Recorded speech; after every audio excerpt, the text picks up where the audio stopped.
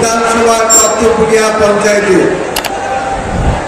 আমি আমার জেলা সভাপতি রানাঘাট নদিয়া জেলা দক্ষিণের দেবাশিস গাঙ্গুলিকে প্রথমে ধন্যবাদ জানাই। আমাদের মঞ্চে এক ঝাঁক জেলা নেতৃত্ব, ব্লক সভাপতি, পঞ্চায়েত সমিতির সভাপতিরা উপস্থিত আছে।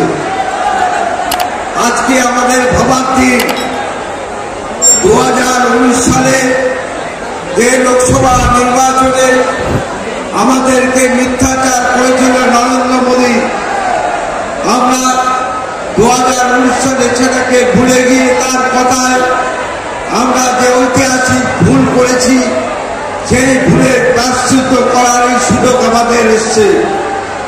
আজকে আমাদের এখানে মতুয়া অধ্যুষিত এলাকা, আমাদের এখানে যেভাবে মতুয়াদের নাগরিকত্ব কার্ড দেওয়ার নাম করে যে ভ্রষ্টাচার করেছে, সেই ভ্রষ্টাচারের জবাব দেওয়ার জন্য এবারের নির্বাচন আমাদের প্রায়শ্চিত্ত করবার নির্বাচন। তাই আমি বলবো, 13ই মে আপনারা শপথ নেবেন। আমাদের একজন মতুয়া প্রার্থী ডাক্তার মুকুটমণি অধিকারী আমাদের এবারের লোকসভায় তৃণমূল কংগ্রেসের প্রার্থী হয়েছে। সুতরাং আমরা এবারের লোকসভায় আমাদের 2019 এবং 2021 সালে আমাদের যে ভুল হয়েছে, আমরা উন্নয়ন থেকে পিছিয়ে গেছি। আজকে বাংলাকে বঞ্চিত করছে, অর্থনৈতিক বঞ্চিত।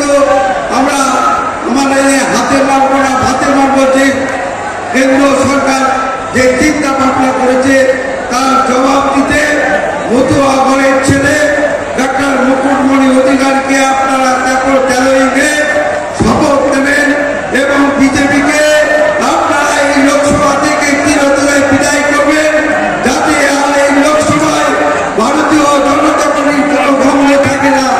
আমি সবাইকে ধন্যবাদ জানিয়ে আমার ছোট্ট নিবেদন, ছোট্ট বক্তব্য